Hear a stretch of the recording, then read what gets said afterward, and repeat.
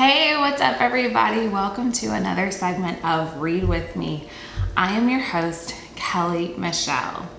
This channel focuses on reading together separately. So I will choose a book. We will read that book throughout the month, and 3 times a week on Mondays, Wednesdays, and Fridays, I will post my thoughts, reflections, and takeaways from the assigned chapter or chapters. So we have been reading together The Psychology of Money by Morgan Housel. And so last time I went over chapter 18, and today I will be going over chapter 19. And just as a disclaimer, this channel and this episode, every episode, focuses on me just sharing my thoughts and reflections. I am not at all trying to present this as my own concepts, my own thoughts. These are just my takeaways from what we read together. So we are going to go over chapter 19, and chapter 19 is titled All Together Now. And chapter 19 is basically a wrap up. It's a summary of the book. And so I have chosen a few highlights that we actually have gone over in previous episodes, but that were emphasized in this last, well, it's not the last chapter because it's chapter 19, but it is the wrap-up chapter, and these items were emphasized by the author. So, number 1, find humility when things are going good and right, and forgiveness and compassion when they go wrong. Number 2, saving money is the gap between your ego and your income. And number 3, be okay with a lot of things going wrong. You can be wrong half the time and still make a fortune. And number 4, no one is impressed with your possessions as much as you are.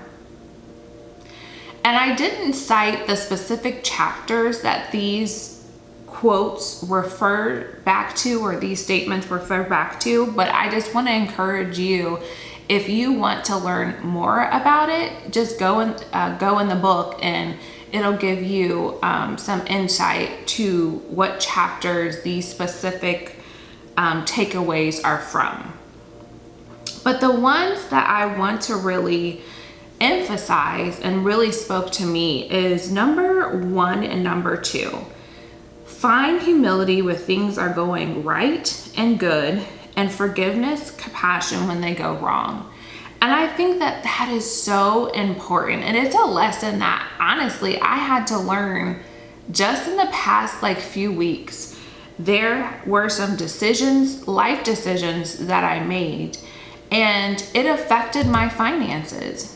And I had to come to the point where I had to have compassion on myself for the things that went wrong, and walk in humility, and for the things that went well and that went right.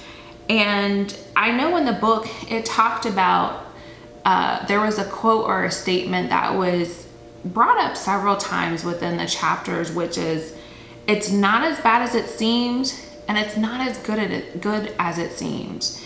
And we live somewhere in the middle. And so it's all about what kind of perspective do we have when things go right with our finances and when things go wrong with our finances, and believing that you're able to recover. And I think that's what the author really wanted us to take from that statement. And number 2, saving money is the gap between your ego and your income. And what I believe, this is coming from the chapter, it's about saving money, but he was really sharing and identifying how sometimes people want to keep up with the quote unquote Joneses. And the Joneses are, the people that we envy, or people can envy. They have the big houses, they have luxury cars, they have, you know, all these possessions. And the writer of this book, the author of this book, is just saying that we have to check our egos. We could be a person that wants to keep up with the Joneses, but how is that impacting our finances? And is it really the right thing to do? Because if I'm trying to keep up with the Joneses, but I accrue thousands of dollars in debt, what has that really done for me? How has that really helped me at all? And I think that's what the author wants us to reflect on. Stay within your means and leave your ego at the door and recognize where you are in your income level and stay there and do the right things within that income level.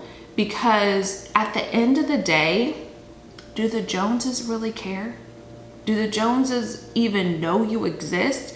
And of course, the Joneses is a fictitious family or fictitious person, but the concept still remains true, is that we're all on our own personal financial path, our own financial journey, and we have to recognize where we are in that journey and do what is best for us, and to leave our ego at the door in regards to really embracing that path.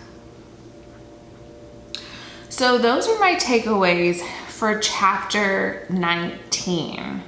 Next time, we will conclude this book by going over chapter 20.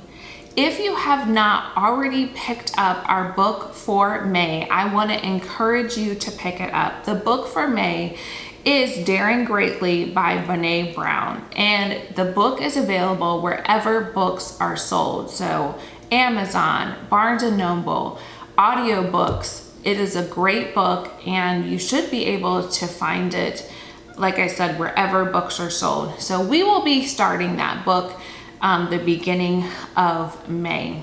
I always like to leave you just with a couple of things. One, spend some time reading today. Have a great story. If it's a great story, if it's something that you can learn from, just take some time to read today. If you are enjoying this channel, please like, comment, share, and subscribe, and invite a friend to join our virtual book club. Also, to comment. I would love to hear from you. I want to hear about your takeaways for this book in general, but if there's anything from the summary chapter that really spoke to you, I would love to hear from you. Thank you so much for joining me today, and until next time, happy reading.